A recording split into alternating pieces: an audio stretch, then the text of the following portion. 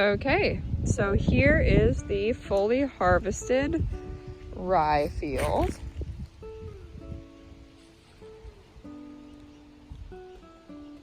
Now I need to actually gather everything.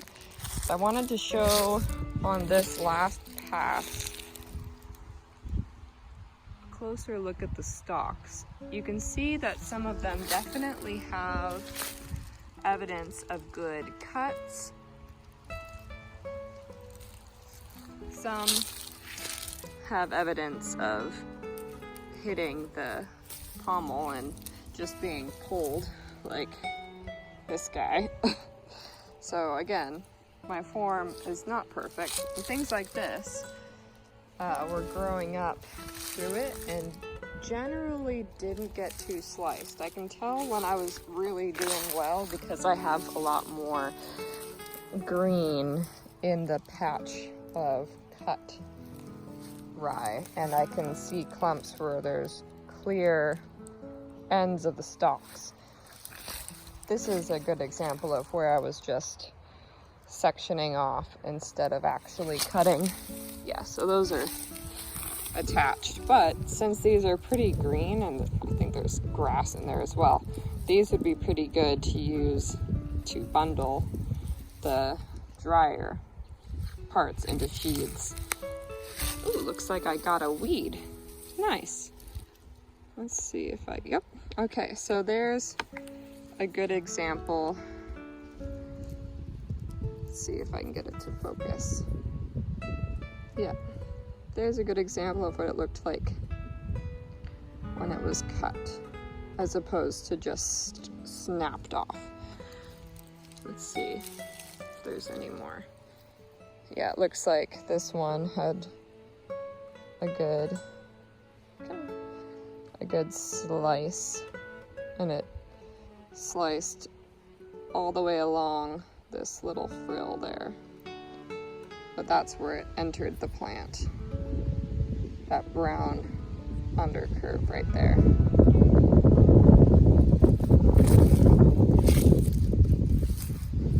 So here's the grass is still standing, but the wheat, or the rye that got sliced and stacked, another sectioned off part. I scooted this side over so I could get underneath, because I noticed that this pass still had, it was leaning up against some uncut stalks, so I scooted the cut stalks over so I could get under.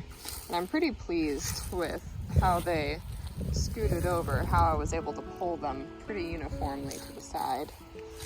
Here's one weed that I couldn't figure out how to slice. But here's a weed that I did figure out how to slice. So for people who mow their lawns with a scythe,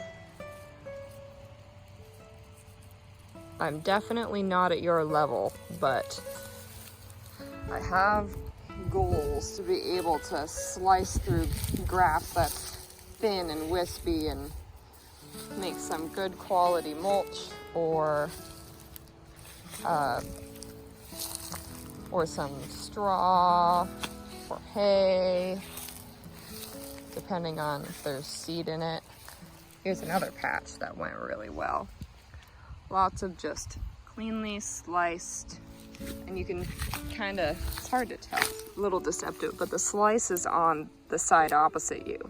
So you won't really see the slice, but your scythe, since it's angled, is gonna cut from the front and pull back towards you, and that's what creates the slice.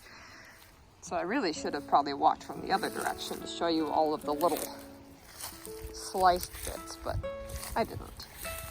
And then you can clearly tell that this was where I kind of got going pretty well. And what I've noticed is that the thicker the patches, the more consistent the feedback is. You feel it as you slice. It's like brap, brap, brap. And that feedback really helps you hone your form.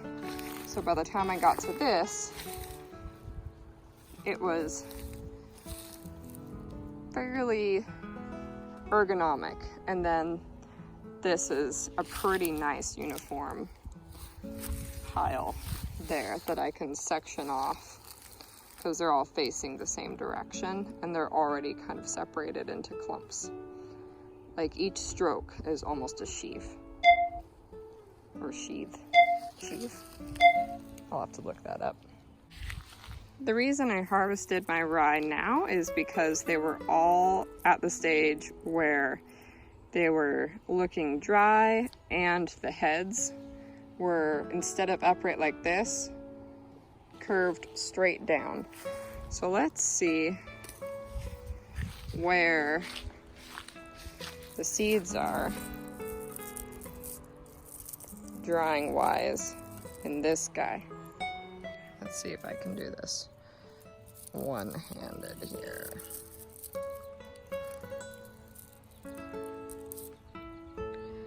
Okay, so that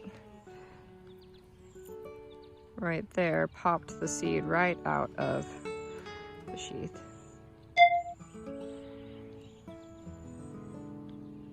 And it's definitely not rock hard, but it looks like a quote-unquote cereal grain. So I am pleased with that. It's a little bit malleable. It's hard to cut through with my fingernail though, so it's not mushy soft. And when I tasted it, it tasted kind of just like shredded wheat, not very much flavor, which is to be expected uncooked. If they were toasted, I think it would bring out more of a green flavor. But I hope this is the right stage to harvest these because this was the time I had and I already did it. Gonna grab some water, check on the baby, and then get to gathering and bundling. Okay, so it is a couple hours later. Baby is napping, hopefully for the next little bit. I've got my water. Now I'm gonna attempt to figure out how to get a reliable sheathing,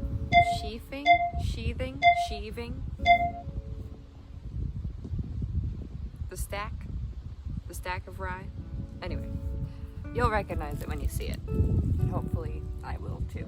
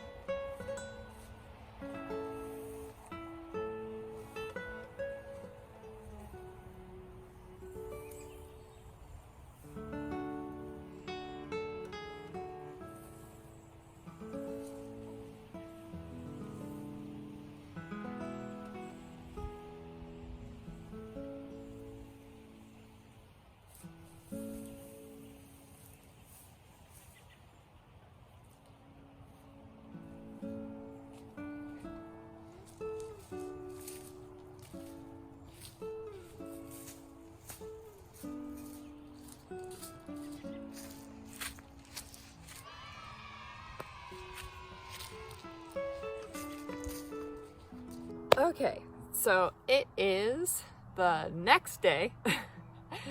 I spent yesterday stacking the sheaves, and there's still some 4th of July fireworks going on. What I noticed when I was bundling and when I was actually stacking them is that so depending on how tall your grains are, that kind of dictated for me the size of my sheaves. Because what I did in order to make the sheave, here, I'll grab one. What I did was I took a bundle, whatever size I had, and I adjusted the size later once I figured this out. But what I did was I took some of this out first, separated it, maybe 6 to 10 or like 5 to 10 strands. And the most successful method that I found was I twisted them lightly first. So I'll undo this and see if I can redo it.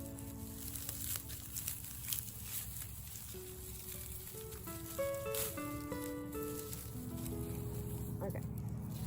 So I had my strands and I lightly twist. Some are breaking and I experienced that throughout. Actually, let me get some new strands. That way this might actually be successful. Okay, here we go. So I've got my strands and they're as long as the rye was tall. Another reason people are enjoying growing rye now, even though it's not that common, is because the stalks are tall, so this is a lot easier to do. You don't need to make bundles that are like that big around. You can actually do a sizable bundle. So I've got it. I loop it underneath my bundle. So now it's like this, but on the ground. Let's see if I can point this. Aha, okay. So now I've got this sheaf on the ground. Those are where most of the heads are. I'm really bad at this, so a lot of the heads are down here, but the goal was to get the heads on that side and the feet on this side, the cut ends on the other side. So I take these, I cross, pull, and then twist. So now my hands are kind of tangled.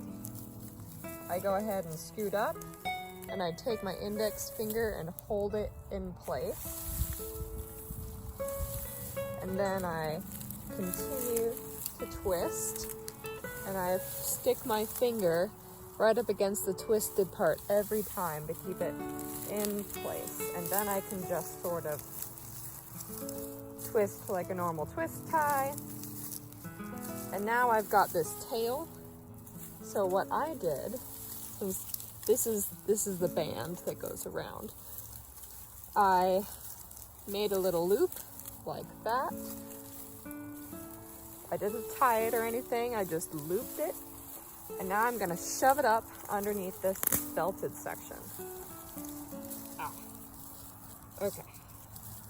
So that happened to me a couple times.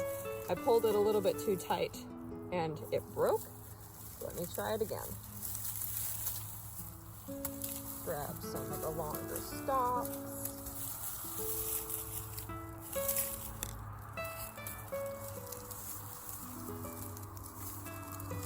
Twist it just a little bit. Stick it under.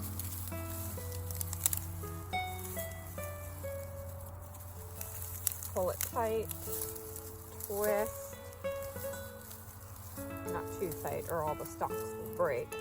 It was easier right after harvest because there was still more moisture in the stalks. Make a little loop, stick my finger underneath the belt to the right of the twist and shove it up and under. I think it might look like it's to the left of the loop on the film, but that's what it looks like, where the twist comes down and then the loop is shoved up underneath. So it's fixed and you don't need any twine or anything.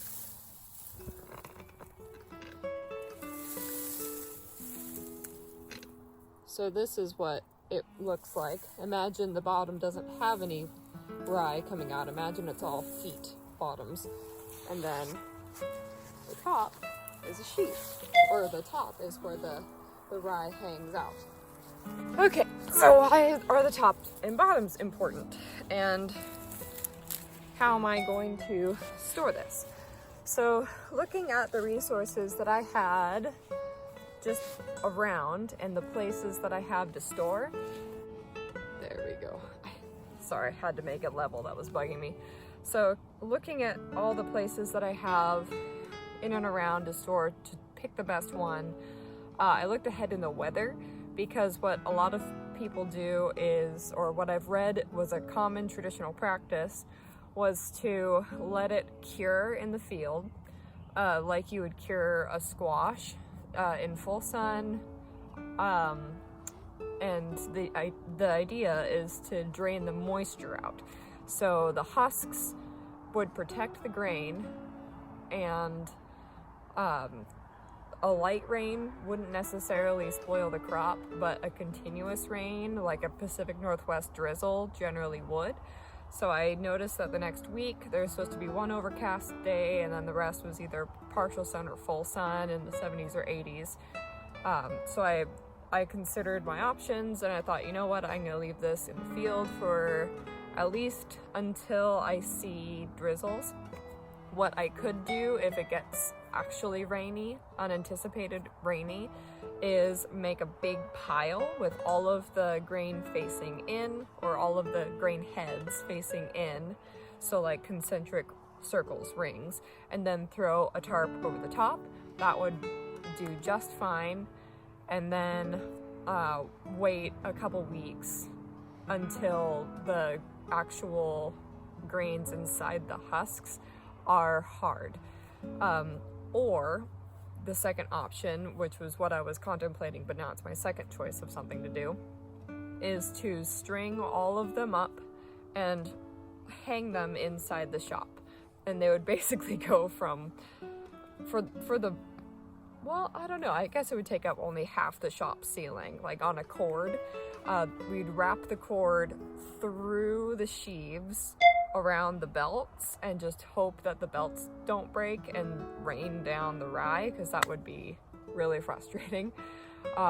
Or we could actually bundle them up with a cord, like an actual plastic cord, several of those sheaves, and then lift those, but that would take extra time investment. So we might do that once we consider overwinter storage, because right now it's dry and warm for the next week or so at least. We won't have to transition these to another location, but we will eventually. And my little mud room area off the garage is too small to fit half of these. So we're probably going to have to string them up either from the shop ceiling or from the garage ceiling or underneath the lean-to, although underneath the lean-to it's still exposed to moisture more so than inside, so I'd prefer them be inside and then off the ground.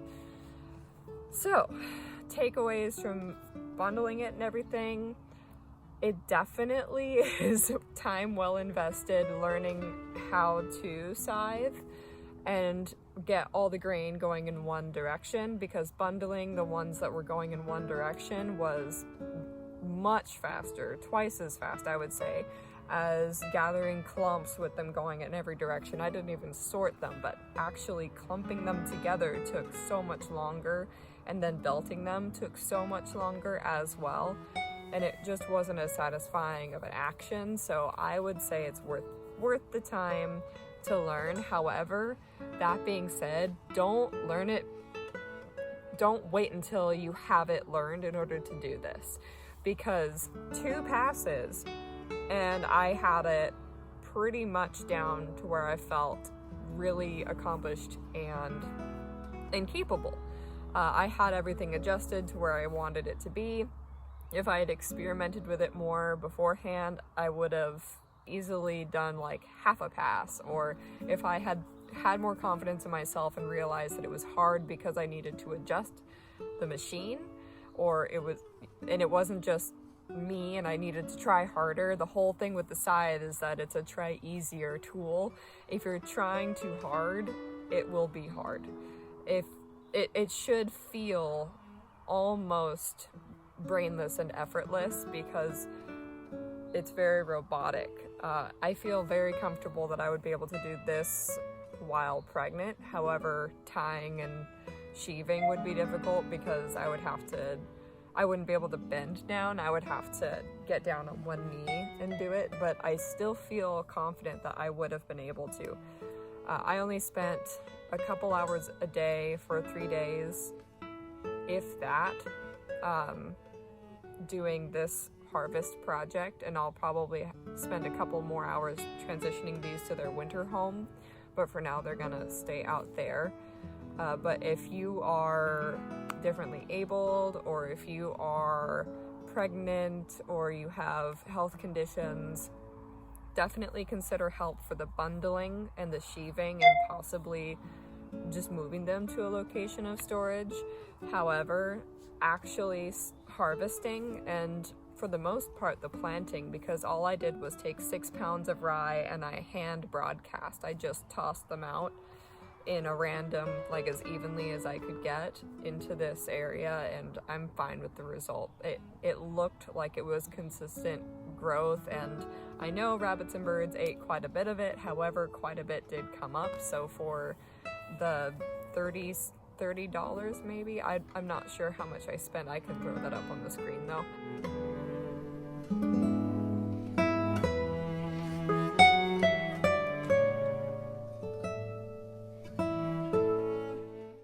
For that amount of money that I spent for 6 pounds of winter rye, I think I got my return. I'll be seeing just how much I got in my return, because I know it didn't return too much, however, in grain at least, but I'll be able to use the long stalks, which were like 5 feet tall, maybe 6 feet tall, some of them between 4 and 6 feet tall. I'll be able to use those for hay as I process the grains. So I'll be able to just take a sheaf, and I'll be able to either hand process or thresh as I need, because about 1 cup of the grains turns into about 2 cups of flour when it's processed. So I could use it as I need it. I wouldn't have to do it all at once. It stores well inside the husk itself. As I do that, I will be generating a waste product, which is the stalk. And the stalks, well, the ones that you get from the store are straw. The difference between hay and straw is that hay has the seeds still on it, and straw does not have the seeds still on it. However, there's always seeds that still get stuck in your straw bale. So if you get straw for mulch, it will grow a whole bunch of stalks, especially if you're watering and if you don't leave it to rot over a season. That's the way I usually get around that, is I let my hay bale sit out for a year and get soggy and mushy and gross and filled with worms, and then it's just the perfect mulch because it's got funguses in it, and none of the grains that are left in it sprout if it's been already left out for a full year and left to kind of semi-decompose. And I can still section it off, and it's a little slimy, but it's slimy with all the good stuff. And if I lay that out, then as it dries, it turns into this knitted top coat, which weeds generally didn't ever get through.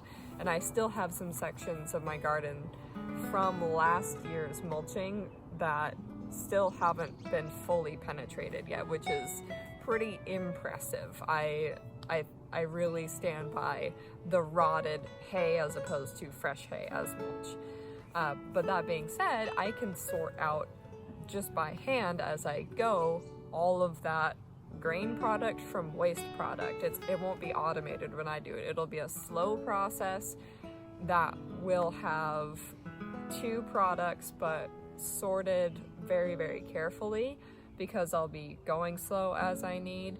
I don't need it all at once, especially because I'm not going to mulch every single bed at once. Various of my garden beds will be producing throughout the year, so one bed's growing season is another bed's off season.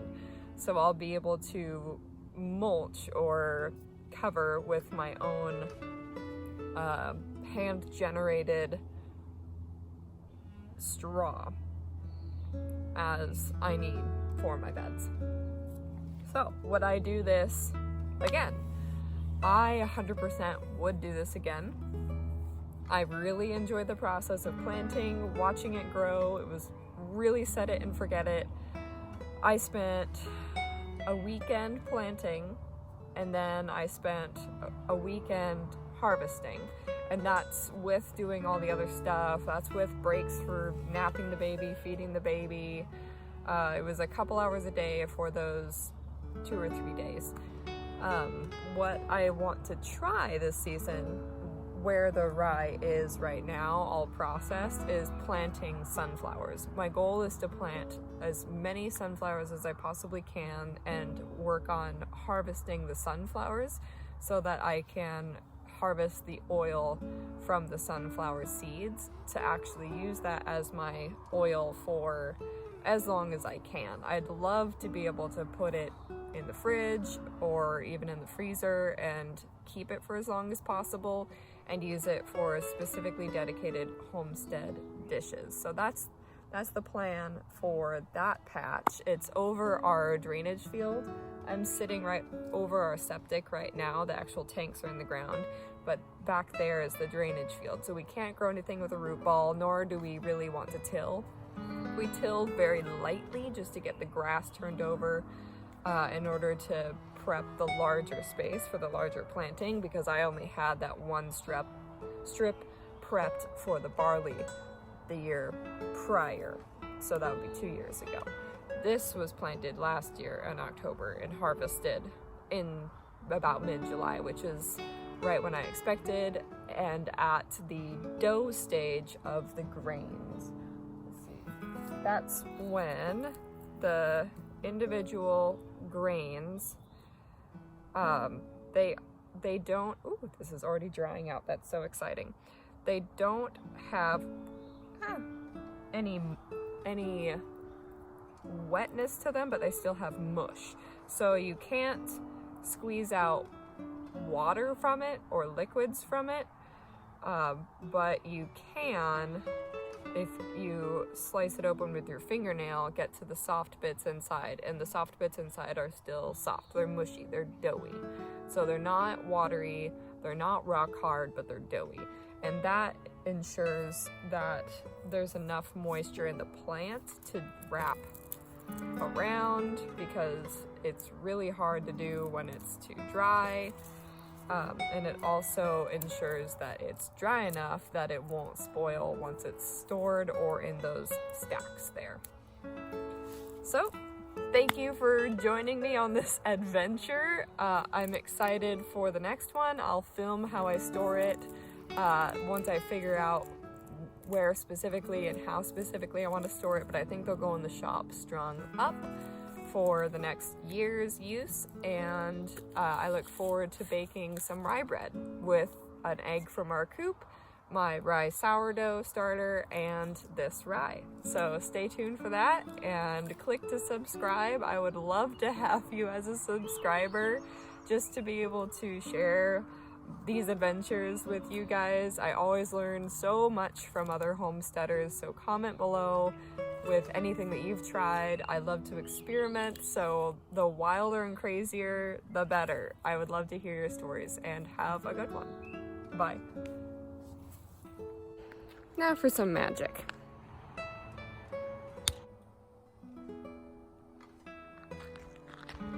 Let's take a closer look.